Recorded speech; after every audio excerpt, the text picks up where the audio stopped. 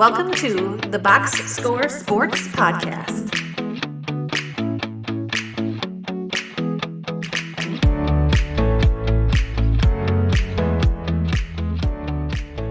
So let's do this then, Clint. Let me throw my tiers out at you. We'll talk about each of my tiers and then we'll go into your tiers just to keep it kind of organized, okay? So let's start with the NFC, and the first tier I have is the heavy hitters, and this is the Detroit Lions and the Philadelphia Eagles. Two teams in there. For obvious reasons, the Lions have probably been the most consistent and impressive team throughout the year, but the Eagles, they're coming on strong. Their offense looks great. Their running game especially has looked good.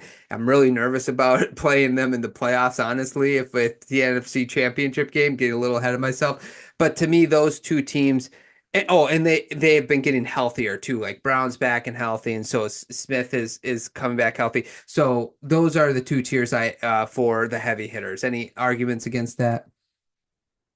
Nope, that was basically my can we just get this game in the playoffs? Oh, beautiful. I love it. At, Love at, it. Okay. at this point, it's just these two. The only thing I would add is Detroit has to have this game at home Mm. because I would worry about Jared Goff in the cold in Philadelphia as just a wild card um,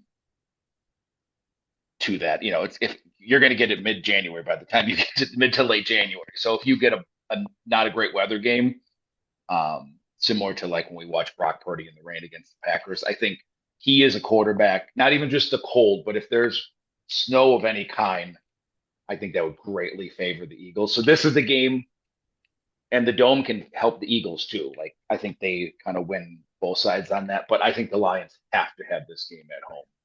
Yeah, because even though, and I'm with you, the Lions are a run heavy team, so that would go for them. The problem is like the Eagles, if it got like sloppy, they can lean on Jalen Hurts to run the ball, like as a quarterback, like scramble, run. Goff can't do that. So I'm with you on that. They got to get that home field advantage. Okay. The second tier I have, and doesn't mean this is like the second group of teams. I just want to be clear. You'll see what I'm doing here. It's like, oh, you were invited. So these are the other two division winners, whoever they might be. So I have the NFC West, just that's the team. And then the Falcons as in that tier. Yeah, those teams would be in my third tier. Yeah, yeah. My second tier was just going to be the Vikings, Packers, and they're falling out of it, but I'll keep them there for another week. The Commanders, as in Oh, these are playoff teams. The Commanders, like I said, are kind of falling out of this, so it's probably only two teams. I know the NFC South and West are going to get a playoff spot, so it sounds stupid because they're guaranteed one. But on a whole, of are they actually that good? The Packers and the Vikings are probably like if the Packers or Vikings played the uh, Falcons, I think we would clearly pick those teams. And even if they played the NFC West teams, the way they're looking right now, you'd probably favor those. So I'll just make it the Packers and Vikings as playoff teams. I'm confident they're playoff teams. They're fairly good. yeah. I agree with that. And that will be my next tier. But just to go back to you were invited. The reason why I have it like that is just because they're going to be the higher seeds, right? So they're going to be 3 and 4, and I don't trust any NFC West team right now. I just don't. And then the Falcons, they've shown, like there's things to attack with, and they're not consistent enough. So I'm with you. And if I'm one of those wild card teams, I want to play those two teams. Like that's the thing. Yeah, yeah. So I'm with you on that. Yeah, Uh, I this is where I hate that they do the winner automatically gets a home game because like maybe the Falcons can get, but they have a tough schedule. Like both of these division winners are probably going to be 9-8, and the Packers or Vikings are going to have 11 or 12 wins, and you're going to be like, oh, cool, we get to go on the road. At least none of these are going to like a cold weather place, minus maybe Seattle could be a little rough, but it's one of right. those. I prefer like hey, you get a playoff spot, but not a home game, whatever. Yeah. No, I agree with you. So this goes into my third tier. So this is what I have, the El Diablo sauce. So this is like the sauce that you would put on your food, but you'd only put it on it because you wanted to show everybody like that you're man enough, but it just ruins the entire meal for you. So it's the equivalent of like playing them in the playoffs. Like, okay, yeah, we'll beat this team, but you're nervous the entire time and it ruins your watching it because it's going to be a close game and you don't want to play these teams. So I have the Packers, the Vikings, and to a little lesser extent, but I just want to throw it out there to throw it on everyone's radar, but the Buccaneers. Do not want to play the Buccaneers, okay? Uh, Packers Vikings, obvious reasons. The Vikings defense, one of the best in the leagues. I know they had a little bit of a hiccup this last week, but for the most part, they play really good. And the offense is explosive. If it's dealing your prediction of Sam Darnold being a good quarterback, he's been a good quarterback, right? And then the Packers, partly a logo thing, right? Jordan Love's going to throw you a couple balls, but they also have an explosive offense that you don't want to deal with, and their defense is very opportunistic with all the turnovers and stuff. So, you agree with those two teams as far as being spicy? Yep. Okay. The Tampa Bay Buccaneers I have in here because I just wanted to tell you they lost to the Baltimore Ravens by 10, Atlanta by 5. They lost to OKC. They lost to Kansas City in overtime, and then they lost to the 49ers 3 weeks ago or 2 weeks ago by just 3 points. Their losses are really close. The only team that they actually got blown out by was Denver in week 3.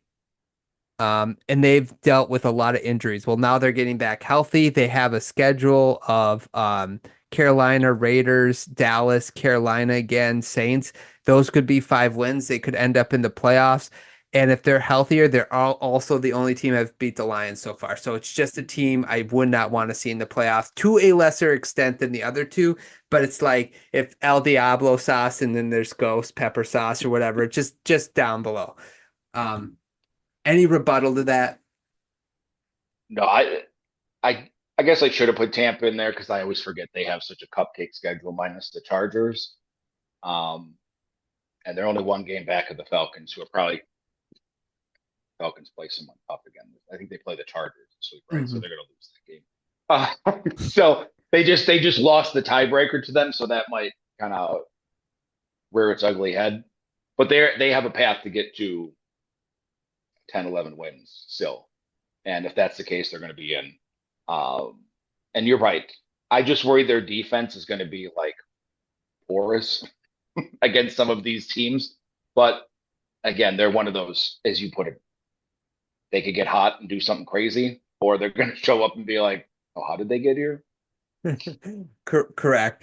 And then the last tier I have is should I even be here tier, and that would be the Commanders right now. Just by the way they're playing, they're the only other team I think that could get into the playoffs. If one of the other West teams sneak in, like with the inconsistency, I'd probably put them in should I be here, a war in that tier as well. But this is specifically just for the Commanders because there is still a chance they only need to find a win to win two or three games, right? So there is a chance they get in, but just the way they've been the last couple of weeks, that's where I'd tier them right now.